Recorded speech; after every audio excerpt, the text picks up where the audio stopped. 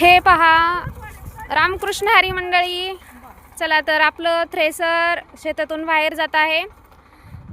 तर या ठिकाणी बघू शकता तुम्ही, तर 13 गोण्या ज्वारी झालेल्या आहे आणि ज्वारीची क्वालिटी आणि क्वांटिटी पाहू शकता।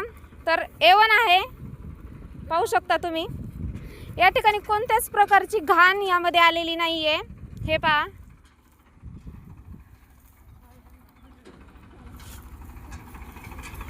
चला एक नंबर झालेली आहे ज्वारी।